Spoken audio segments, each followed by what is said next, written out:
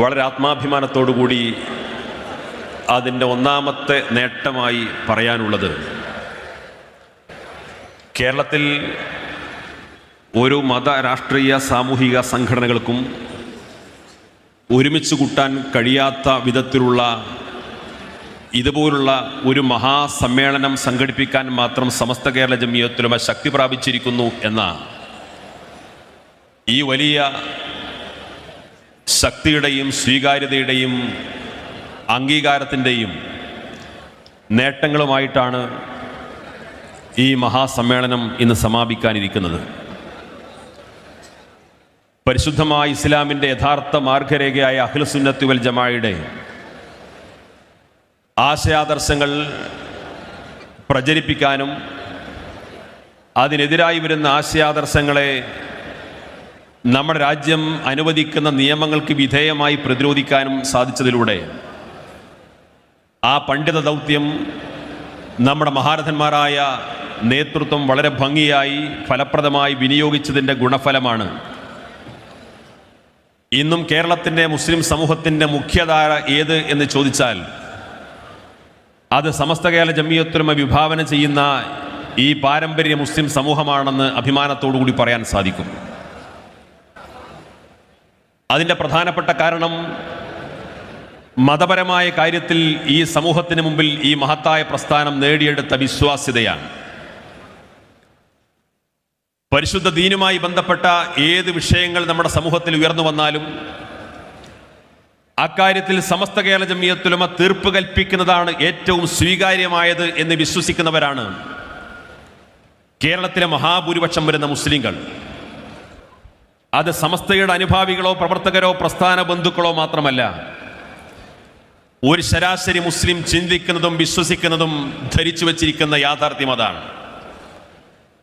അതിൻ്റെ കാരണം മതപരമായ കാര്യത്തിൽ ഇക്കാലം അത്രയും ഈ മഹത്തായ പ്രസ്ഥാനം ഈ സമുദായത്തിൻ്റെ മുമ്പിൽ ഉത്ബോധിപ്പിച്ച ഓരോ കാര്യങ്ങളും സത്യസന്ധമായ കാര്യങ്ങൾ മാത്രമായിരുന്നു, ആധികാരികമായിരുന്നു, പ്രാമാണികമായിരുന്നു എന്ന് നമ്മുടെ നേതൃത്വത്തിന് ഉറപ്പിച്ചു പറയാൻ സാധിക്കും. അത് നിഷേധിക്കാൻ, അത് ചോദ്യം ചെയ്യാൻ, ആ ചോദ്യം ചെയ്യലുകളിലെ അത്തരം വിമർശനങ്ങളെ വസ്തുതാപരമായിട്ട് തെളിയിക്കാൻ ഇന്നുവരെ ഒരു എതിരാളിക്കും സാധ്യമായിട്ടില്ല എന്ന് പ്രത്യേകമായി നമുക്കെടുത്തു പറയാൻ സാധിക്കും. നാം ജീവിച്ചുകൊണ്ടിരിക്കുന്നത് ഒരു ബഹുസ്വര സമൂഹത്തിലാണ്. പരിശുദ്ധ ഇസ്ലാമിൻ്റെ വിശ്വാസവും സംസ്കാരവും മുറുകെ പിടിച്ചുകൊണ്ട് ജീവിക്കാൻ ഈ സമുദായത്തെ പ്രാപ്തമാക്കുന്ന മദ്രസകളിലൂടെ, അറബിക് കോളേജുകളിലൂടെ, ദർസുകളിലൂടെ, മതപ്രഭാഷണങ്ങളിലൂടെ, ഇതുപോലുള്ള മഹാസമ്മേളനങ്ങളിലൂടെ, ആവശ്യാനുസരണം നൽകുന്ന ഉപദേശ നിർദ്ദേശങ്ങളിലൂടെ, പ്രസ്താവനകളിലൂടെ, ആഹ്വാനങ്ങളിലൂടെ ഈ സമുദായം ഏത് വഴിയിലൂടെ സഞ്ചരിക്കണമെന്ന ദിശ നിർണയിച്ചു കൊടുക്കുന്നതിലൂടെ തന്നെ നാം ജീവിക്കുന്നത് ഒരു ബഹുസ്വര സമൂഹത്തിലാണ് എന്ന കൃത്യമായ ബോധത്തോടു കൂടിയാണ് സമസ്ത കേരള ജംഇയ്യത്തുൽ ഉലമ ഇവിടെ പ്രവർത്തിച്ചുകൊണ്ടിരിക്കുന്നത്. ഈ രാജ്യത്തെ ഹിന്ദുക്കളും മുസ്ലിങ്ങളും ക്രിസ്ത്യാനികളും മതമുള്ളവരും മതമില്ലാത്തവരും നിരവധി ഭാഷകളും സംസ്കാരങ്ങളും മതങ്ങളും ജാതികളും ഉപജാതികളുമായി താമസിച്ചുകൊണ്ടിരിക്കുന്ന ഒരു വലിയ രാജ്യം, ലോകത്തെ ഏറ്റവും വലിയ മതേതര ജനാധിപത്യ രാജ്യം എന്ന് അഭിമാനിക്കാവുന്ന ഒരു വലിയ മഹാരാജ്യത്ത്, ഇന്ത്യയിൽ ലോകത്തെ ഏറ്റവും വലിപ്പത്തിൻ്റെയും ജനസംഖ്യയുടെ ഒക്കെ പേരിൽ പറഞ്ഞാൽ 2ാം സ്ഥാനം പറയാവുന്ന ഒരു വലിയ രാജ്യം. ആ രാജ്യം വിഭാവന ചെയ്യുന്ന ഭരണഘടനയ്ക്ക് വിധേയമായി ഇവിടുത്തെ സാമുദായികമായ സൗഹാർദ്ദം നിലനിർത്തിക്കൊണ്ട് മറ്റൊരു മതവിഭാഗത്തിനും ഒരു പ്രയാസവും സൃഷ്ടിക്കാതെ, എന്നാൽ സ്വന്തം വിശ്വാസാചാര അനുഷ്ഠാന ക്രമങ്ങളെ പറയാനും പഠിപ്പിക്കാനും പരിശീലിപ്പിക്കാനും അതനുസരിച്ചൊരു സമൂഹത്തെ വളർത്തിയെടുക്കാനും ആധുനിക സാമൂഹ്യ ശാസ്ത്രജ്ഞന്മാരുടെ ഭാഷയിൽ പറഞ്ഞാൽ ഒരർത്ഥത്തിൽ സോഷ്യൽ എഞ്ചിനീയറിംഗ് എന്ന് പറയുന്ന ഈ പ്രസ്ഥാനം വിഭാവന ചെയ്യുന്ന ആശയാദർശ ക്രമമനുസരിച്ചുകൊണ്ട് ഒരു സമൂഹത്തെ കൃത്യമായി വളർത്തിയെടുത്ത് അതേ വഴിയിലൂടെ സഞ്ചരിക്കാനും അവർക്കിടയിൽ വളർന്നു വരുന്ന പുതിയ തലമുറയെ അതേ സഞ്ചാര പദത്തിലൂടെ മുന്നോട്ട് നയിക്കാനും സാധിക്കുന്ന വിധം ഒരു കൃത്യമായ ആദർശത്തിൽ ഊന്നിക്കൊണ്ട് ഈ സമൂഹത്തെ മുന്നോട്ട് നയിക്കാൻ സാധിച്ചു എന്നുള്ളത് സമസ്തയുടെ സുപ്രധാനമായ മറ്റൊരു നേട്ടമാണ്. ഈ പ്രസ്ഥാനം നിരവധി വിദ്യാഭ്യാസ സ്ഥാപനങ്ങൾക്ക് നേതൃത്വം നൽകുന്നുണ്ട്. 1951 സമസ്ത കേരള ഇസ്ലാം മത വിദ്യാഭ്യാസ ബോർഡ് രൂപീകരിച്ചതിന് ശേഷം നിരവധി മദ്രസകൾ, നിരവധി അറബി കോളേജുകൾ, നിരവധി മതവിദ്യാഭ്യാസ സ്ഥാപനങ്ങൾ, അതിൻ്റെ പ്രബോധന പ്രവർത്തനങ്ങൾ, ഇതുമായി ബന്ധപ്പെട്ട ഏതെങ്കിലും ഒരു പ്രഭാഷണങ്ങളിലോ ഒരു ഗ്രന്ഥത്തിലോ ഒരു പാഠ്യപദ്ധതിയിലോ ഈ രാജ്യത്തിന്റെ നിയമത്തിന് വിരുദ്ധമായ പരാമർശമുണ്ടെന്ന് ഇന്നുവരെ ആരോപണം ഉയർന്നു വന്നിട്ടില്ല. അതിന്റെ പാഠ്യപദ്ധതി ഇവിടുത്തെ ഏതെങ്കിലും സാമുദായ വിഭാഗത്തെ ദോഷകരമായി ബാധിക്കുന്നു എന്ന ആരോപണം ഉയർന്നു വന്നിട്ടില്ല. അതിന്റെ പാഠപുസ്തകങ്ങളെ ചൂണ്ടിക്കാണിച്ചുകൊണ്ട്, അതിന്റെ ചോദ്യപേപ്പറുകളെ ചൂണ്ടിക്കാണിച്ചുകൊണ്ട്, അതിന്റെ സിലബസുകളെ ചൂണ്ടിക്കാണിച്ചുകൊണ്ട് അത് ഈ രാജ്യത്തിന്റെ മതവിഭാഗങ്ങൾക്ക് ദോഷകരമായി ബാധിക്കുന്നുവെന്ന പരാതി ഉയർന്നു വന്നിട്ടില്ല. തീവ്രവാദവും വർഗീയവാദവും ഉയർന്നു വരുന്ന സമയത്ത് അത്തരം തീവ്രവാദ പ്രവർത്തനങ്ങൾ സമുദായത്തിനകത്തുനിന്ന് ഉയർന്നു വന്നു കഴിഞ്ഞാൽ അത് മതവിരുദ്ധവും നിയമവിരുദ്ധവുമാണെന്ന് ആരെക്കാൾ മുൻപന്തിയിൽ പറയാനും പ്രഖ്യാപിക്കാനും ഉത്ബോധിപ്പിക്കാനും ഈ പ്രസ്ഥാനം മുന്നോട്ട് വന്നു. അതുകൊണ്ട് തന്നെ ഈ 100 വർഷക്കാലത്തിനിടയിൽ വർഗീയമായ ഒരു ആരോപണം സമസ്ത കേരള ജമിയത്തുലമക്കെതിരെ എതിരാളികൾ പോലും ഉയർത്തിക്കൊണ്ടുവന്നിട്ടില്ല. തീവ്രവാദപരമായ ഒരു ആരോപണം എതിരാളികൾ പോലും ഈ പ്രസ്ഥാനത്തിനെതിരെ ഉയർത്തിക്കൊണ്ടുവന്നിട്ടില്ല. അതിനനുസരിച്ച ഒരു വിദ്യാഭ്യാസ സംസ്കാരമാണ് സമസ്ത കേരള ജമിയത്തുലമ ഇവിടെ പഠിപ്പിച്ചത്. സമസ്ത നടത്തിക്കൊണ്ടിരിക്കുന്ന വിദ്യാഭ്യാസ പ്രവർത്തനങ്ങൾ ആയിരക്കണക്കിന് മദ്രസകളുടെയും ദർസുകളുടെയും അറബി കോളേജുകളുടെയും എണ്ണമോ അവിടെ പഠിച്ചുകൊണ്ടിരിക്കുന്ന കുട്ടികളുടെ എണ്ണമോ അല്ല. അതിനേക്കാളപ്പുറം മതവിദ്യാഭ്യാസത്തെ അധിഷ്ഠിതമായ ഒരു ഭൗതിക വിദ്യാഭ്യാസ സംസ്കാരത്തെ സമസ്ത കേരള ജമിയത്തുലമ ഇവിടെ പഠിപ്പിച്ചു, പരിശീലിപ്പിച്ചു. അതിനെ ഇന്ന് കേരളം മാത്രമല്ല, കേരളത്തിന്റെ പുറത്തുള്ള സംസ്ഥാനങ്ങൾ മാത്രമല്ല, ലോകത്തെ മുസ്ലിം സമുദായം വിദ്യാഭ്യാസത്തെക്കുറിച്ച് അന്വേഷിച്ചുകൊണ്ടിരിക്കുന്ന എവിടെയും കേരള മുസ്ലിം മോഡൽ എന്ന് അഭിമാനത്തോടുകൂടി നമുക്ക് പരിചയപ്പെടുത്താവുന്നതും വളരെ ആത്മാഭിമാനത്തോടുകൂടിയും ആത്മവിശ്വാസത്തോടുകൂടിയും അവർ പരിചയപ്പെടുന്ന ഒരു കേരള മോഡലായി സമസ്ത കേരള ജമിയത്തുലമ ഇവിടെ പരിചയപ്പെടുത്തിയിട്ടുള്ള വിദ്യാഭ്യാസ വിപ്ലവത്തെയും വിദ്യാഭ്യാസ സംസ്കാരത്തെയും ചൂണ്ടിക്കാണിക്കാൻ സാധിക്കും. നാം തിരിച്ചറിയേണ്ടത് സമസ്ത കേരള ജമിയത്തുലമ ഇവിടെ പരിചയപ്പെടുത്തുന്ന മതവിദ്യാഭ്യാസം അത് കേവലം മതത്തിന്റെ അടിസ്ഥാനപരമായ ആരാധനാമുറകളെ പഠിപ്പിക്കുന്ന, പരിശീലിപ്പിക്കുന്ന മതവിദ്യാഭ്യാസം മാത്രമല്ല. പരിശുദ്ധമായ ദീനിന്റെ വിജ്ഞാനങ്ങൾ അതിൻ്റെ യഥാർത്ഥ സ്രോതസ്സിൽ നിന്ന് സ്വീകരിക്കപ്പെട്ടുകൊണ്ട് ആ സ്രോതസ്സിൽ നിന്ന് ലഭ്യമാകുന്ന വിജ്ഞാന ശാഖകളിലൂടെ മുന്നോട്ട് പോയി കഴിഞ്ഞാൽ ഒരിക്കലും മതരംഗത്ത് നേടിയെടുത്ത വിദ്യാഭ്യാസത്തിലൂന്നിക്കൊണ്ട് മുന്നോട്ട് പോകുന്ന ഒരു തലമുറ ഏതെങ്കിലും ബിദഈ പ്രസ്ഥാനങ്ങളിലേക്കോ മതനിഷേധത്തിലേക്കോ ദൈവനിഷേധത്തിലേക്കോ രാജ്യവിരുദ്ധ പ്രവർത്തനങ്ങളിലേക്കോ ബഹുസ്വരത നിഷേധിക്കുന്ന അപകടകരമായ വൈകാരികതകളിലേക്കോ ഈ സമുദായത്തിൽ വളർന്നു വരുന്ന മക്കൾ മുന്നോട്ട് പോകില്ല എന്ന് ഉറപ്പിച്ചു പറയാൻ സാധിക്കുന്ന കൃത്യമായ വിദ്യാഭ്യാസ വിപ്ലവമാണ് സമസ്ത കേരള ജമിയത്തുലമ ഇവിടെ പഠിപ്പിച്ചത്. ആ വിദ്യാഭ്യാസം കേവലം ഒരു അക്കാദമികമായ പ്രവർത്തനം മാത്രമല്ല. മലയാളത്തിലെ, കേരളത്തിലെ സമസ്തയുടെ വിദ്യാഭ്യാസത്തെ സ്വീകരിച്ചവരെല്ലാം അതൊരു ജീവിത ശൈലിയായി സ്വീകരിക്കപ്പെട്ടു. ഒരു കുടുംബത്തിൽ ഒരു കുഞ്ഞ് പിറന്നു കഴിഞ്ഞാൽ ആ കുഞ്ഞിന് 5 വയസ്സ് തികഞ്ഞാൽ അവർ സമസ്തക്കാരാവേണ്ടതില്ല, അവർ സംഘടനാ പ്രവർത്തകരാകേണ്ടതില്ല, അവർ ഏതെങ്കിലും മതവിദ്യാഭ്യാസ പ്രവർത്തനങ്ങളുടെയും മതസംഘടനയുടെയും ഭാഗമാകേണ്ടതില്ല. ആ കുഞ്ഞിന് 5 വയസ്സ് തികഞ്ഞാൽ ആൺകുട്ടിയാണെങ്കിലും പെൺകുട്ടിയാണെങ്കിലും ഈ കുട്ടിക്ക് മദ്രസ വിദ്യാഭ്യാസം വേണമെന്ന് ആ രക്ഷിതാക്കൾ ചിന്തിക്കുന്ന ഒരു ജീവിത ശൈലിയിലേക്കും മനോഭാവത്തിലേക്കും കേരളത്തിന്റെ മുസ്ലിം പൊതുബോധത്തെ പോലും ചിന്തിക്കാൻ പര്യാപ്തമാക്കിയത് കേരളീയ മുസ്ലിം സമൂഹത്തിനിടയിൽ സമസ്ത കേരള ജമിയത്തുലമ വളർത്തിക്കൊണ്ടുവന്ന വിദ്യാഭ്യാസ സംസ്കാരമാണ്. ആ വിദ്യാഭ്യാസ സംസ്കാരം ഈ രാജ്യത്തിന്റെ നിയമത്തെ അംഗീകരിക്കുന്ന വിദ്യാഭ്യാസമാണ്. ഈ രാജ്യത്തിന്റെ ബഹുസ്വരതയെ ഉൾക്കൊള്ളുന്ന വിദ്യാഭ്യാസമാണ്. ഈ രാജ്യത്തിന്റെ സാമുദായിക സൗഹാർദ്ദത്തെ ഉൾക്കൊള്ളുന്ന വിദ്യാഭ്യാസമാണ്. ഈ രാജ്യത്തെ മുസ്ലിം സമുദായത്തിന്റെയും സഹോദര സമുദായങ്ങളുടെയും സ്നേഹത്തിന്റെയും സൗഹൃദത്തിന്റെയും മതബോധത്തിന്റെയും മതസൗഹൃദത്തിന്റെയും എല്ലാം എല്ലാ നന്മകളെയും ഉൾക്കൊള്ളുന്ന ഒരു മഹത്തായ സംസ്കാരമാണ് ഇവിടെ പഠിപ്പിച്ചിട്ടുള്ളത്. ഇതിന് മറ്റു വകഭേദങ്ങളെല്ലാം മുൻകഴിഞ്ഞ പ്രഭാഷകരെല്ലാം പറഞ്ഞതുകൊണ്ട് ഞാൻ അതിന്റെ വിശദാംശങ്ങളിലേക്ക് കടക്കുന്നില്ല. ഈ ഒരു നൂറ്റാണ്ടിനിടയിൽ ഇന്ത്യയെ പോലെയുള്ള ഒരു ബഹുസ്വര സമൂഹത്തിൽ ജീവിക്കുന്ന ഒരു ന്യൂനപക്ഷ വിഭാഗം എന്ന രീതിയിൽ സമസ്ത കേരള ജമിയത്തുലമ ചില അവകാശ പോരാട്ടങ്ങൾ നടത്തുകയും ആ അവകാശ പോരാട്ടങ്ങളിലൂടെ വിശ്വാസപരമായും സാംസ്കാരികമായും ഈ സമുദായം ചില നേട്ടങ്ങൾ കൈവരിച്ചിട്ടുണ്ട്. അതിൻ്റെ ഏതാനും ചില ഉദാഹരണങ്ങൾ മാത്രം ഞാൻ ഈ കുറഞ്ഞ സമയത്തിനകം സൂചിപ്പിക്കാം. 1969 ഇന്ത്യയിലെ വഖഫ് സ്ഥാപനങ്ങളുമായി ബന്ധപ്പെട്ടുകൊണ്ട് പുതിയൊരു നിയമം വന്നു. ആ നിയമത്തിൽ പരാമർശിക്കപ്പെട്ട പ്രധാനപ്പെട്ട ഒരു ഉത്തരവ്, ആ ഉത്തരവിൽ പറഞ്ഞ കാര്യം, വഖഫ് സ്ഥാപനങ്ങൾക്ക് ലഭ്യമാകുന്ന വരുമാനത്തിന്റെ 6% ഇവിടുത്തെ സർക്കാർ സംവിധാനത്തിലേക്ക് അടക്കണം. ആ വരുമാനത്തിന്റെ സ്രോതസ് നമ്മുടെ പള്ളികളിൽ വെച്ചുകൊണ്ട്, അല്ലെങ്കിൽ പള്ളിയിലെ ഖാദി, ഖതീബുമാർ, ഇമാമുമാർ നിക്കാഹ് ചെയ്തു കൊടുക്കുന്ന സമയത്ത് ആ നിക്കാഹിന് പ്രതിഫലമായിട്ട് അല്ലെങ്കിൽ ഹദിയായിട്ട് നൽകപ്പെടുന്ന നിക്കാഹിന്റെ പണം എന്ന് പറയും. ആ സംഖ്യ ഒരു വർഷം എത്ര തുക ലഭ്യമാകുന്ന ഒരു പള്ളിയിലെ ഇമാമിന്, ആ സംഖ്യയുടെ 6%, വർഷത്തിലെ 6% ഇവിടുത്തെ സർക്കാരിലേക്ക് അടക്കണമെന്ന് നിയമം വന്നു.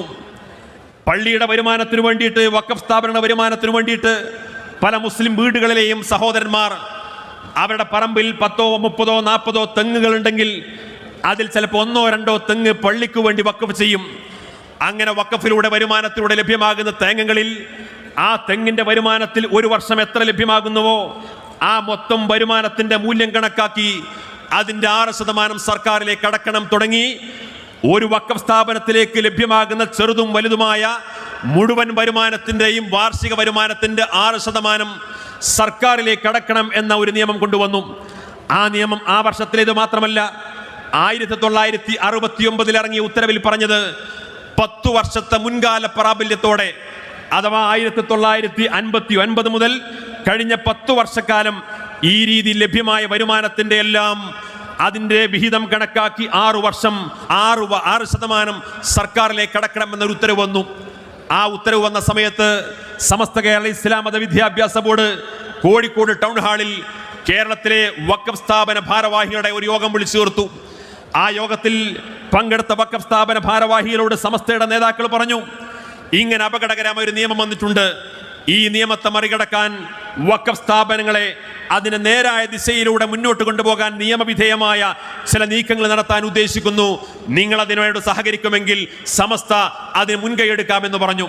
അവിടെ ഒരുമിച്ച് കൂടിയിട്ടുള്ള വഖഫ് സ്ഥാപന ഭാരവാഹികളെല്ലാം പറഞ്ഞു, ഇതുമായി ബന്ധപ്പെട്ട എല്ലാ നീക്കങ്ങൾക്കും ഞങ്ങൾ പിന്തുണക്കുന്നു എന്ന് പിന്തുണ അവിടെ ആഹ്വാനം ചെയ്തു, പിന്തുണ അർപ്പിച്ചു. അങ്ങനെ 1969 സമസ്ത കേരള വഖഫ് സംരക്ഷണ സമിതി എന്ന പേരിൽ ഒരു സമിതി രൂപീകരിച്ചു. ആ സമസ്ത കേരള വഖഫ് സംരക്ഷണ സമിതിയുടെ നേതൃത്വത്തിൽ ഇന്ന് ജീവിച്ചിരിക്കുന്ന സമസ്ത കേരള ഇസ്ലാം മത വിദ്യാഭ്യാസ ബോർഡിന്റെ എക്സിക്യൂട്ടീവ് മെമ്പറും നമ്മുടെ തലമുതിർന്ന ഉമറാക്കളിൽ പ്രമുഖനായ മുക്കമ്പി മോയ്മോൻ ഹാജി ആ സമിതിയിൽ അംഗമായിരുന്നു. ഏതാനും മാസങ്ങൾക്ക് മുമ്പ് നമ്മുടെ വിട പറഞ്ഞ TK പരീക്കുട്ടി ഹാജി ആ സമിതിയിൽ അംഗമായിരുന്നു.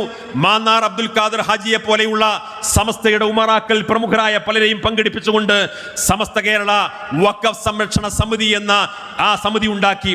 ആ സമിതി ഉണ്ടാക്കിയതിനു ശേഷം മഹാനായ ശംസുലമായി കെ അബൂബക്കർ മുസ്ലിയാർ അന്നത്തെ കേന്ദ്രമന്ത്രിയായിരുന്ന ഫക്രുദ്ദീൻ അലി അഹമ്മദിനെ കണ്ടുകൊണ്ട് നിവേദനം നൽകി. മഹാനായ ജിഫ്രി തങ്ങൾ വന്നതിന് ശേഷമല്ല മന്ത്രിമാർക്ക് നിവേദനം നൽകാൻ തുടങ്ങിയത് എന്നതുകൂടി ഈ ചരിത്രത്തിന്റെ പാഠമാണ്. 1969 മഹാനായ ശംസുലമ കേന്ദ്രമന്ത്രി ഫക്രുദ്ദീൻ അലി അഹമ്മദിന് ഈ വഖഫ് സംബന്ധമായ ഉത്തരവിലെ ഈ അപകടകരമായ നിർദ്ദേശങ്ങൾ പിൻവലിക്കണമെന്ന് ആവശ്യപ്പെട്ടുകൊണ്ട് നിവേദനം നൽകി. ഈ സംരക്ഷണ സമിതിയോട് പറഞ്ഞു, നിങ്ങൾ കേരള ഗവർണറെ പോയി കാണണം, നിവേദനം നൽകണം. പ്രധാനമന്ത്രി ഇന്ദിരാഗാന്ധി കോഴിക്കോട് വന്നപ്പോൾ അവരെയും കണ്ടുകൊണ്ട് നിവേദനം നൽകി.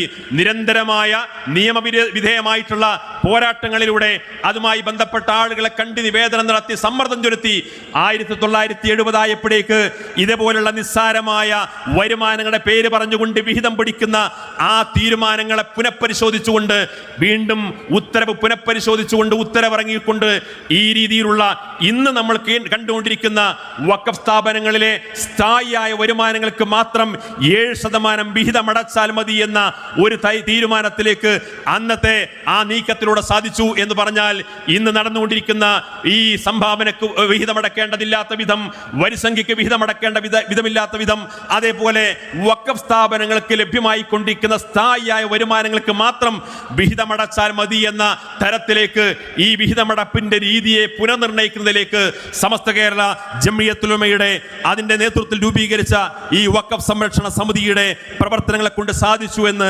സാന്ദർഭികമായിട്ട് നമുക്ക് മനസ്സിലാക്കാൻ സാധിക്കും. ഏതാനും വർഷങ്ങൾക്ക് മുമ്പാണ് നമ്മുടെ നാട്ടിലെ യതീംഖാനകളിൽ പഠിച്ചുകൊണ്ടിരിക്കുന്ന വിദ്യാർത്ഥികൾ, അത് കേരളത്തിലെ വിദ്യാർത്ഥികൾ മാത്രമല്ല, ഉത്തരേന്ത്യൻ സംസ്ഥാനങ്ങളിൽ നിന്ന് ധാരാളം വിദ്യാർത്ഥികൾ ഇവിടെ യതീംഖാനകളിൽ പഠിക്കാറുണ്ട്. ആ പട്ടിണി പാവങ്ങളായ, കയറിക്കിടക്കാൻ കിടപ്പാടമില്ലാത്ത, അവർ കൊടുക്കാൻ വസ്ത്രമില്ലാത്ത, വളരെ ദാരിദ്ര്യമായ അവസ്ഥയിൽ കഴിഞ്ഞുകൂടിക്കൊണ്ടിരിക്കുന്ന ചേരി പ്രദേശങ്ങളിൽ താമസിച്ചുകൊണ്ടിരിക്കുന്ന കൊച്ചു കുഞ്ഞുങ്ങളെ, അനാഥ മക്കളെ നമ്മുടെ നാട്ടിലെ നൂറുകണക്കിന് യതീംഖാന ഭാരവാഹികൾ അവിടെ നിന്ന് കൊണ്ടുവന്നിട്ട് ഇവിടെ നല്ല വസ്ത്രമുടിപ്പിച്ച്, നല്ല ഭക്ഷണം കൊടുത്ത്, നല്ല വിദ്യാഭ്യാസം നൽകി, നല്ല മിടുക്കരായ കുട്ടികളെ വളർത്തിക്കൊണ്ടുവരുന്നൊരു പ്രവണത ഏതാനും വർഷങ്ങളായിട്ട് നമ്മുടെ നാട്ടിൽ നടന്നുകൊണ്ടിരിക്കുകയാണ്.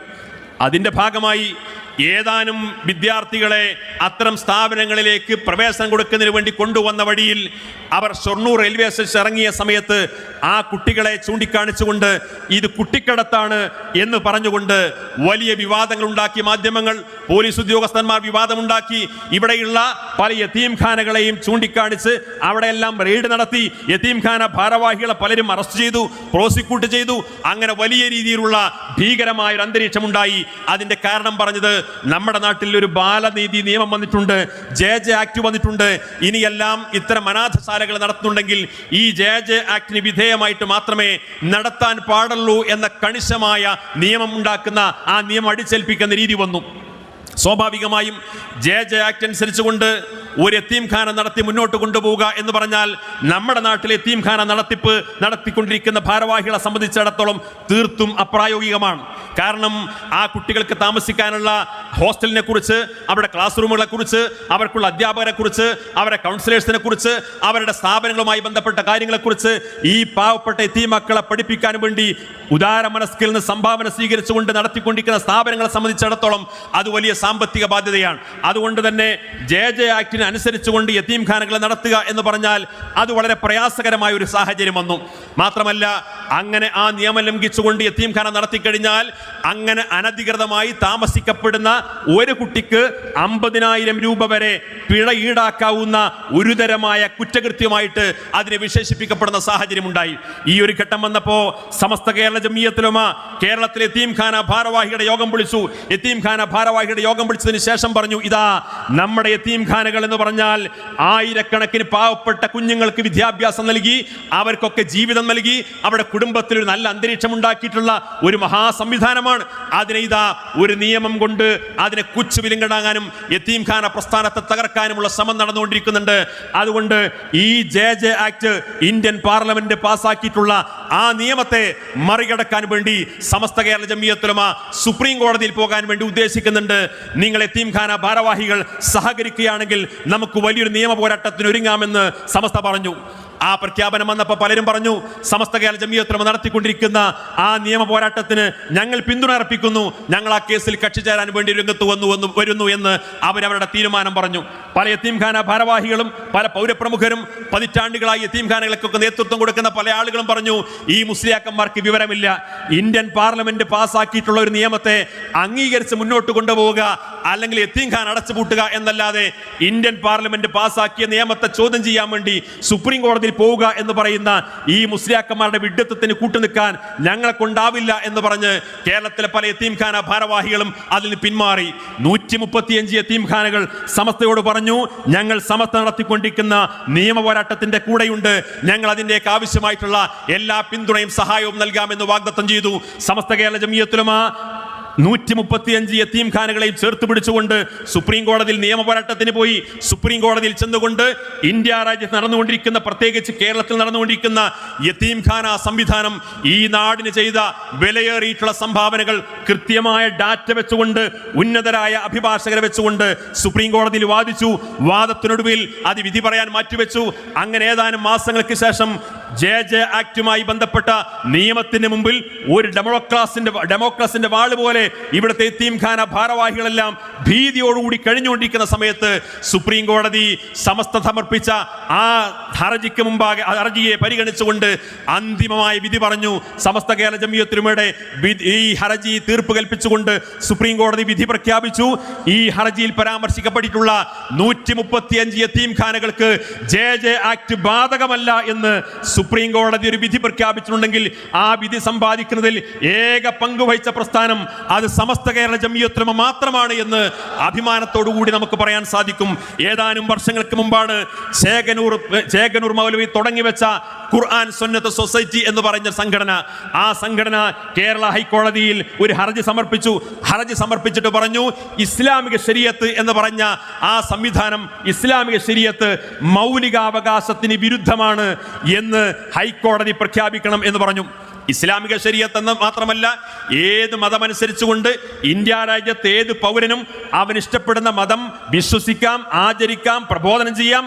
അതിനെല്ലാം ഈ രാജ്യത്ത് അത് മൗലികാവകാശമാണ്. പക്ഷേ ഇസ്ലാമിക ശരീഅത്ത് അത് മൗലികാവകാശത്തിന് വിരുദ്ധമാണ് എന്ന് പ്രഖ്യാപിക്കണമെന്ന് ആവശ്യപ്പെട്ടുകൊണ്ട് കേരള ഹൈക്കോടതിയിൽ ഖുർആൻ സുന്നത്ത് സൊസൈറ്റി ഹർജി നൽകി.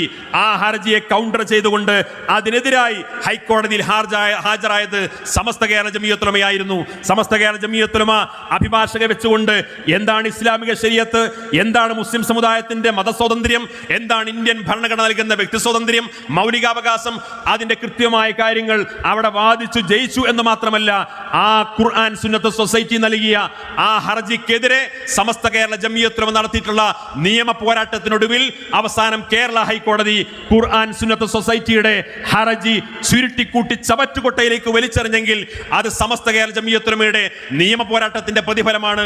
അവർ വീണ്ടും സമസ്തക്കെതിരെ സുപ്രീം കോടതിയിൽ ഹർജി കൊടുത്തു. അതിൽ അപ്പീൽ പോയിരിക്കുന്നു. ഇന്ന് വരെ അവർക്ക് അനുകൂലമായ വിധി സമ്പാദിക്കാൻ സാധിച്ചിട്ടില്ല. അതേപോലെ നമ്മുടെ രാജ്യത്ത് എപ്പോഴും വിവാദമുണ്ടായിരിക്കുന്ന ഒരു സംഭവമാണ് ഹിജാബുമായി ബന്ധപ്പെട്ട വിഷയം. മുസ്ലിം പെൺകുട്ടികൾ ഏതെങ്കിലും പരീക്ഷയ്ക്ക് പോകുന്ന സമയത്ത്, ഏതെങ്കിലും കോളേജുകളിൽ അഡ്മിഷൻ ചെല്ലുന്ന സമയത്ത് അവർ ഹിജാബ് ധരിക്കാൻ പാടില്ല, അവർ തലമറക്കാൻ പാടില്ല. ഇത് പറഞ്ഞുകൊണ്ട് ഇടയ്ക്കിടെ വിവാദം ഉണ്ടാകാറുണ്ട്. അത് രാജ്യത്തിന്റെ ഒരു പൗരന്റെ മതസ്വാതന്ത്ര്യമാണ് എന്ന് നമ്മുടെ ഭാഗത്തുനിന്ന് അവകാശവാദം ഉന്നയിക്കാറുണ്ട്. എന്നാൽ അത്തരം കാര്യങ്ങളൊക്കെ തീരുമാനിക്കേണ്ടത് അതത് വിദ്യാഭ്യാസ സ്ഥാപനങ്ങളുടെ മാനേജ്മെന്റ് ആണ് എന്ന് വ്യാഖ്യാനിക്കാറുണ്ട്.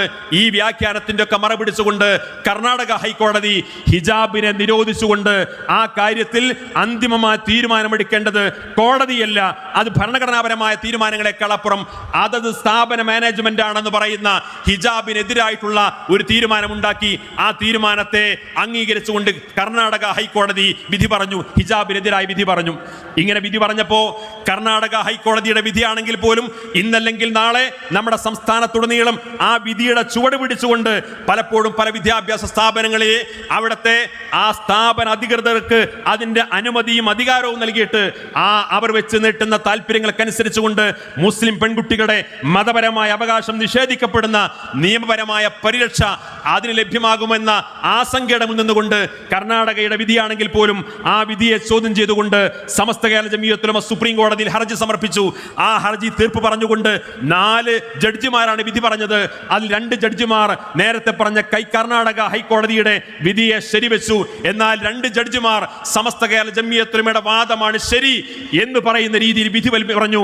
ഭാഗികമായി സമസ്തക്ക് അനുകൂലമായി വിധി സമ്പാദിക്കാൻ സാധിച്ചു എന്ന് മാത്രമല്ല, ഇനി ഒരിക്കലും ഒരു കീഴ്ക്കോടതിക്കും ഇതൊരു സ്ഥാപനത്തിന്റെ പരമാധികാരമാണ് അതിൽ തീരുമാനമെടുക്കേണ്ടതെന്ന് അന്തിമമായി തീരുമാനമെടുക്കാൻ കഴിയാത്ത രീതിയിലുള്ള നിയമപരിരക്ഷ ലഭ്യമാക്കാൻ സമസ്ത കേരള ജംഇയ്യത്തുൽ ഉലമയുടെ ഇതുമായി ബന്ധപ്പെട്ട കൃത്യമായ ഈ നിയമ പോരാട്ടത്തിലൂടെ നമുക്ക് നേടിയെടുക്കാൻ സാധിച്ചു.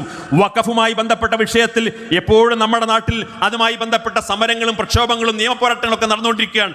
അതിനിടയിലാണ് നമ്മുടെ രാജ്യത്തെ വഖഫ് സ്ഥാപനങ്ങളെ മൊത്തം തട്ടിയെടുക്കാൻ വേണ്ടി വലിയ ഗൂഢമായ പദ്ധതികൾ ആവിഷ്കരിച്ചുകൊണ്ട് ഒരു വഖഫ് ഭേദഗതി ബില്ല് ഇന്ത്യൻ പാർലമെന്റിൽ അവതരിപ്പിച്ചു.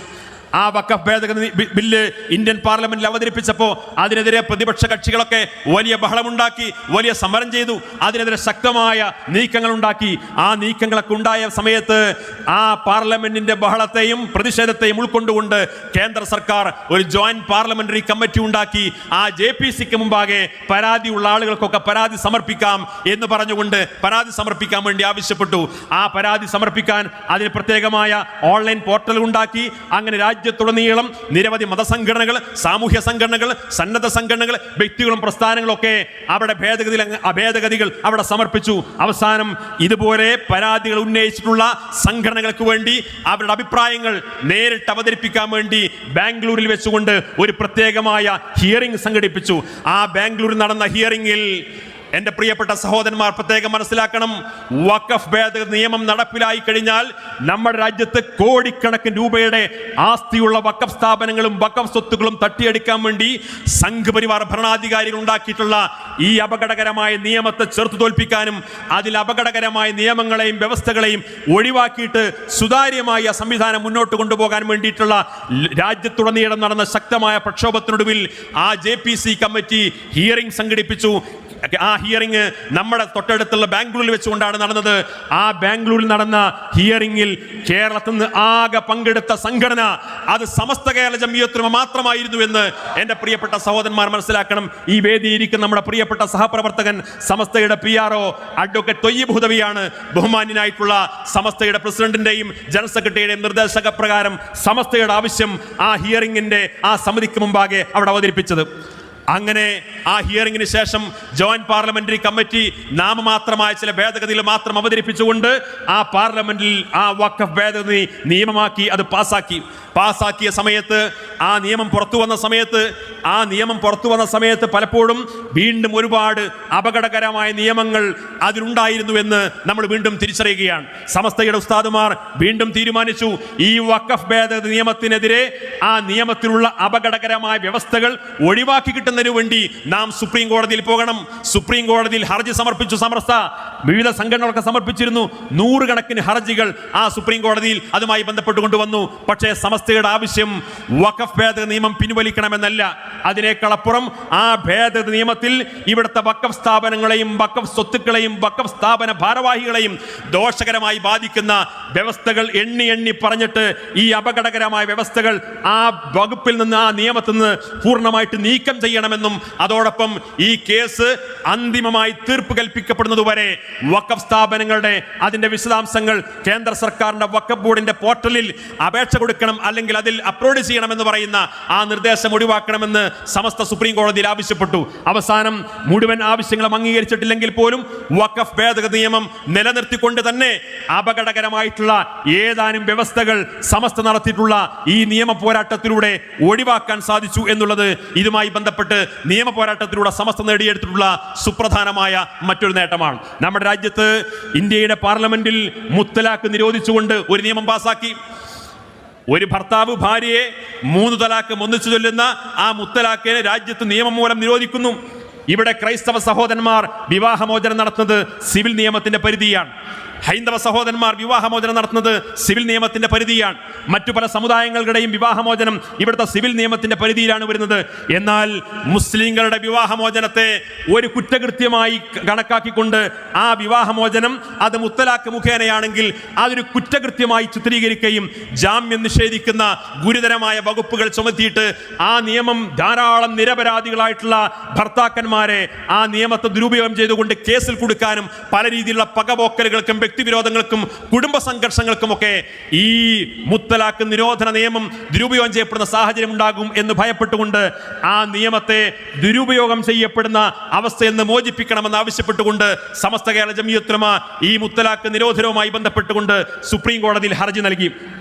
നമ്മൾ ആലോചിക്കണം, സമസ്ത കേരള ജംഇയ്യത്തുൽ ഉലമ സുപ്രീം കോടതിയിൽ പറഞ്ഞു, മുത്തലാഖ് എന്നല്ല, ഒരു തലാഖിനെ പോലും പ്രോത്സാഹിപ്പിക്കുന്ന സമീപനമല്ല ഇസ്ലാമിക ശരീഅത്തിലുള്ളത്. ഏതെങ്കിലും ഒരു ഭർത്താവ് ഭാര്യയെ വിവാഹമോചനം നടത്തുന്നുവെങ്കിൽ അതിൻ്റെ വിവിധ ഘട്ടങ്ങളുണ്ട്. ആ ഘട്ടങ്ങളെല്ലാം പൂർത്തീകരിക്കപ്പെട്ടതിന് ശേഷം ഇനി ഒരിക്കലും അവർ ഒരുമിച്ച് മുന്നോട്ട് പോകാൻ കഴിയില്ല എന്നൊരു ഘട്ടം വന്നാൽ പോലും ഒരു തൊലാഖ് ചെല്ലാൻ മാത്രമാണ് പരിശുദ്ധമായ ശരീഅത്ത് പ്രോത്സാഹിപ്പിക്കുന്നത്. 2ഉം 3ഉം ഒക്കെ അതിലൊരിക്കലും അത്തരമൊരു സംവിധാനത്തെ ഇസ്ലാമിക ശരീഅത്ത് പ്രോത്സാഹിപ്പിക്കുന്നില്ല. പക്ഷേ ചില പ്രത്യേകമായ ഘട്ടങ്ങളിൽ ഇതുപോലുള്ള ചില വകുപ്പുകൾ ഇസ്ലാമിക ശരീഅത്തിലുണ്ട് എന്ന ആ കൃത്യമായ പ്രായോഗികമായ മറ്റൊരു സമുദായത്തിലും കാണാത്ത പ്രായോഗികമായിട്ടുള്ള കൃത്യമായ ആ വിവാഹമോചന രീതിയെ നമ്മുടെ അഭിഭാഷക സുപ്രീം കോടതിയിൽ അവതരിപ്പിച്ചു. ആ ഹർജിയുടെ തീർപ്പ് കൽപ്പിച്ചുകൊണ്ട് അതിൻ്റെ എല്ലാ ദുരുപയോഗ സാധ്യതകളെയും പഴുതുകൾ അടച്ചുകൊണ്ടുള്ള ചില നിർദ്ദേശങ്ങൾ ഇതുമായി ബന്ധപ്പെട്ട വിധി തീർപ്പ് കൽപ്പിച്ചുകൊണ്ട് സുപ്രീം കോടതി നൽകിയിട്ടുണ്ടെങ്കിൽ അത് സമസ്ത കേരള ജംഇയ്യത്തുൽ ഉലമയുടെ സുപ്രധാനമായിട്ടുള്ള ഈ നിയമ പോരാട്ടത്തിൻ്റെ ഒരു വലിയ നേട്ടമായിട്ട് നമുക്ക് കണ്ടെത്താൻ സാധിക്കും. 1947 ഓഗസ്റ്റ് 15 ഈ രാജ്യത്ത് ഏതെല്ലാം സമുദായങ്ങളുടെ ആരാധനാലയങ്ങൾ അത് ഏതെല്ലാം സമുദായങ്ങളുടെ കൈവശമാണുള്ളതെങ്കിൽ അതത് സമുദായങ്ങളുടെ കൈവശമായിട്ട് തന്നെ അത് നിലനിർത്തി മുന്നോട്ട് കൊണ്ടുപോകണം. ബാബറി മസ്ജിദ് ഒഴികെയുള്ള ഈ രാജ്യത്തെ മുഴുവൻ ആരാധനാലയങ്ങൾക്കും അത് ബാധകമാണ് എന്ന 1991 ഒരു ആരാധനാലയ സംരക്ഷണ നിയമം നമ്മുടെ രാജ്യത്തുണ്ട്. ആരാധനാലയ സംരക്ഷണ നിയമം പറയുന്നത് ഈ രാജ്യത്തെ ഏത് സമുദായങ്ങളുടെ ആരാധനാലയമാണെങ്കിലും 1947 ഓഗസ്റ്റ് 15 ആ ആരാധനാലയം ആരുടെ കൈവശമാണുള്ളത്, ആ ആരാധനാലയത്തിനെതിരെ മറ്റൊരു വിഭാഗത്തിന് അവകാശവാദം ഉന്നയിക്കാൻ പാടില്ല. അപ്പൊ സ്വാഭാവികമായും ഇവിടുത്തെ സംഘപരിവാർ ശക്തികൾ വീണ്ടും വീണ്ടും പുതിയ ബാബരി മസ്ജിദുകൾ ആവർത്തിക്കാൻ വേണ്ടിയിട്ട് മധുരയിലും മറ്റുമൊക്കെ കൊണ്ടു നടക്കുന്ന ഇതേപോലുള്ള പുതിയ പുതിയ രാഷ്ട്രീയമായ താല്പര്യങ്ങൾക്ക് വേണ്ടി വർഗീയമായ ധ്രുവീകരണം ഉണ്ടാക്കാൻ വേണ്ടി നടത്തിക്കൊണ്ടിരിക്കുന്ന ഈ അജണ്ടകളെ പൂർണ്ണമായി നിരാകരിക്കുന്ന, ആ അജണ്ടകൾ ഒരിക്കലും നടപ്പാക്കാൻ കഴിയാത്ത ഒരു നിയമമാണ് ആരാധനാലയ സംരക്ഷണ നിയമം. ഈ ആരാധനാലയ സംരക്ഷണ നിയമത്തെ റദ്ദാക്കണമെന്ന് ആവശ്യപ്പെട്ടുകൊണ്ട് ഇന്ത്യയിലെ ചില സംഘപരിവാർ നേതാക്കൾ സുപ്രീം കോടതിയെ സമീപിച്ചു. ആരാധനാലയ നിയമം ആരാധനാലയ സംരക്ഷണ നിയമം റദ്ദാക്കണം. അങ്ങനെ ഇവിടുത്തെ സുപ്രീം കോടതിയിൽ ഇവിടുത്തെ BJPയുടെ നേതാക്കന്മാർ സുപ്രീം കോടതിയെ സമീപിച്ചുകൊണ്ട് ഈ നിയമം റദ്ദാക്കണമെന്ന് ഹർജി കൊടുത്തു എന്ന വാർത്ത വന്നപ്പോഴേക്ക് മഹാന്മാരായ സമസ്തയുടെ ആലിമീങ്ങൾ യോഗം ചേർന്നുകൊണ്ട് പറഞ്ഞു, ഈ ആരാധനാലയ സംരക്ഷണ നിയമമാണ് ഇന്ത്യയിൽ നിന്ന് നിലനിൽക്കുന്ന നമ്മുടെ പള്ളികളുടെയും എല്ലാ സമുദായങ്ങളുടെയും ആരാധനാലയങ്ങളുടെ സംരക്ഷണത്തിന്റെ ഏറ്റവും വലിയ കവചം. അതുകൊണ്ട് ആരാധനാലയ സംരക്ഷണ നിയമം റദ്ദാക്കപ്പെടുന്ന സാഹചര്യം ഉണ്ടാകാൻ പാടില്ല. ഉടനെ ആ ആരാധനാലയ സംരക്ഷണ നിയമം റദ്ദാക്കണമെന്ന ആവശ്യത്തിനെതിരെ അതിനെ ചോദ്യം ചെയ്തുകൊണ്ട് സമസ്ത കേരള ജംഇയ്യത്തുൽ ഉലമ സുപ്രീം കോടതിയിൽ ഹർജി നൽകി. സമസ്ത കേരള ജംഇയ്യത്തുൽ ഉലമ പറഞ്ഞു, ഈ ആരാധനാലയ നിയമം റദ്ദാക്കപ്പെടാൻ പാടില്ല. ഈ രാജ്യത്തെ നിരവധി ന്യൂനപക്ഷ വിഭാഗങ്ങൾ, ആ ന്യൂനപക്ഷ വിഭാഗങ്ങളെ അരക്ഷിതാവസ്ഥയിലേക്ക് നയിക്കാൻ, വർഗീയ കലാപം ഉണ്ടാക്കാൻ, മതപരമായ ചേരിതിരിവുണ്ടാക്കാൻ, രാഷ്ട്രീയമായ സംഘർഷം ഉണ്ടാക്കാൻ, അധികാരത്തിലേക്ക് വർഗീയതയെ ഉപയോഗപ്പെടുത്താൻ വേണ്ടിയിട്ടാണ് ഇക്കാലം അത്രയും ഇതുപോലുള്ള സംവിധാനങ്ങൾ ഉപയോഗപ്പെടുത്തിയത്. അതിനെല്ലാം പരിഹാരമാകുന്ന ഒരു നിയമമാണ് ആരാധനാലയ സംരക്ഷണ നിയമം. അതുകൊണ്ട് ആ നിയമം റദ്ദാക്കപ്പെടുന്ന സാഹചര്യം ഉണ്ടായിക്കൂടാ എന്ന് പറഞ്ഞ് കൃത്യമായ വാദങ്ങൾ നിരത്തി സമസ്ത സുപ്രീം കോടതിയിൽ ശക്തമായ നിയമ പോരാട്ടം നടത്തി. അതിനുശേഷം ആ നിയമ പോരാട്ടത്തിനൊടുവിൽ സുപ്രീം കോടതി വിധി പറഞ്ഞു. ആ സുപ്രീം കോടതി പറഞ്ഞ വിധിയിൽ പറഞ്ഞ പ്രധാനപ്പെട്ട 3 കാര്യങ്ങൾ: പുരാതനമായ ആരാധനാലയങ്ങൾക്ക് വേണ്ടിയിട്ടുള്ള ഈ അവകാശ തർക്കങ്ങളുമായി ബന്ധപ്പെട്ടുകൊണ്ട് ഇത്തരം അവകാശങ്ങളുമായിട്ട് ആര് വന്നാലും ഒരു സർക്കാരും ഒരു കോടതികളും ഇതിനനുകൂലമായ ആരാധനാലയ സംരക്ഷണത്തിന് വിരുദ്ധമായ ഒരു ഉത്തരവും പുറപ്പെടുവിപ്പിക്കാൻ പാടില്ല എന്ന് സുപ്രീം കോടതി ഉത്തരവിട്ടു. നിലവിൽ സർവേ നടത്തിക്കൊണ്ടിരിക്കുന്നുണ്ടെങ്കിൽ ആരാധനാലയ സംരക്ഷണ നിയമത്തിന് വിരുദ്ധമായി ഏതെങ്കിലും ആരാധനാലയങ്ങൾക്ക് മേൽ അവകാശവാദം ഉന്നയിക്കപ്പെട്ടതിന്റെ അടിസ്ഥാനത്തിൽ ഏതെങ്കിലും സ്ഥാപനങ്ങളുമായി ബന്ധപ്പെട്ടുകൊണ്ട്, ആരാധനാലയങ്ങളുമായി ബന്ധപ്പെട്ടുകൊണ്ട് സർവേ നടക്കുന്നുണ്ടെങ്കിൽ ആ സർവേകൾ ഉടനെ നിർത്തിവെക്കണമെന്ന് സുപ്രീം കോടതി നിർദ്ദേശം കൊടുത്തു. അതിന് പുറമെ ആരാധനാലയങ്ങളുടെ സ്വഭാവങ്ങൾ മാറ്റിത്തിരുത്തണമെന്ന് ആവശ്യപ്പെട്ടുകൊണ്ട്, അത് മറ്റൊരു വിഭാഗത്തിൻ്റെതാണെന്ന് അവകാശപ്പെട്ടുകൊണ്ട് ഇനി ആരെങ്കിലും ഹർജിയുമായി വന്നാൽ ഇന്ത്യയിലെ ഒരു കീഴ്ക്കോടതിയും ആ ഹർജി സ്വീകരിക്കാൻ പാടില്ല എന്ന് സുപ്രീം കോടതി ചരിത്രപ്രധാനമായ വിധിയിലൂടെ പറഞ്ഞു. ഈ 3 വിധിയും ആരാധനാലയ സംരക്ഷണ നിയമമായിട്ട് സമ്പാദിക്കുന്നതിൽ പങ്കുവഹിച്ച പ്രസ്ഥാനമാണ് സമസ്ത കേരള ജംഇയ്യത്തുൽ ഉലമ. നമ്മുടെ രാജ്യത്ത് ഇന്ന് വ്യാപകമായി നടന്നുകൊണ്ടിരിക്കുന്ന വലിയ പ്രതിസന്ധിയാണ് ആൾക്കൂട്ട കൊലപാതകങ്ങൾ. ആൾക്കൂട്ട കൊലപാതകങ്ങളിലേക്ക് ഒരു സമൂഹത്തെ എത്തിക്കുന്നത് രാജ്യവ്യാപകമായി നടക്കുന്ന വിദ്വേഷ പ്രസംഗങ്ങളാണ്. ഇസ്ലാമോഫോബിയ എന്ന് പറയുന്ന അപകടകരമായ ആശയങ്ങൾ ഉയർത്തിപ്പിടിച്ചുകൊണ്ട് പരമത നിന്ന ഈ രാജ്യത്തെ മുസ്ലിങ്ങൾ അപകടകാരികളാണ്, അവർ ഭീകരവാദികളാണ്, അവർ പൗരത്വം നിഷേധിക്കപ്പെടേണ്ടവരാണ്, അവർ ഈ രാജ്യത്ത് പുറത്തു പോകേണ്ടവരാണ്, അവർ 2ാം കിട പൗരന്മാരാണ് തുടങ്ങി ഈ സമുദായത്തിനെതിരെ നിരന്തരമായി വിദ്വേഷ പ്രസംഗങ്ങളും പ്രചരണങ്ങളും മാധ്യമങ്ങൾ ഉപയോഗിച്ചുകൊണ്ടും മറ്റും നടന്നുകൊണ്ടിരിക്കുന്നു.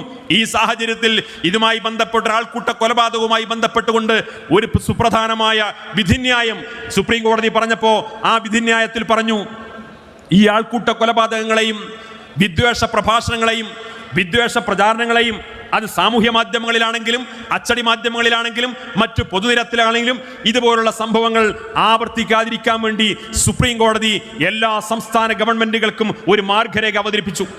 ആ മാർഗരേഖയിൽ പറഞ്ഞു, രാജ്യത്തെ മുഴുവൻ ജില്ലകളിലും ജില്ലാ പോലീസ് സൂപ്രണ്ടിന്റെ തസ്തികയിൽപ്പെടുന്ന ആ കാറ്റഗറിയിൽപ്പെടുന്ന ഒരു ജില്ലാ പോലീസ് സൂപ്രണ്ടിനെ ഓരോ ജില്ലയിലും നിയമിക്കണം, ഒരു നോഡൽ ഓഫീസറായിട്ട് നിയമിക്കണം.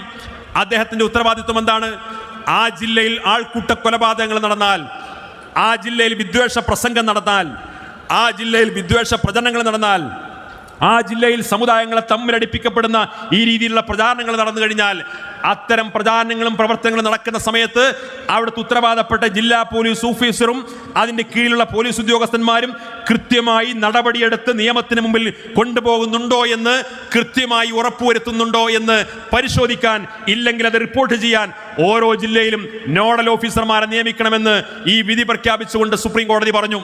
ദൗർഭാഗ്യവശാൽ കേന്ദ്ര സർക്കാർ എല്ലാ ജില്ലകളിലേക്കും ഒരു സർക്കുലർ അയച്ചു. ആ സർക്കുലറിന്റെ കോപ്പി കേരളത്തിൽ വന്നപ്പോൾ കേരളത്തിലെ DGP എല്ലാ ജില്ലാ പോലീസ് സൂപ്രണ്ടുമാർക്കുമായി അയച്ചു. അല്ലാതെ സുപ്രീം കോടതിയുടെ കൃത്യമായ മാർഗരേഖ നടപ്പാക്കാൻ ഇവിടെ ആരും തയ്യാറായില്ല.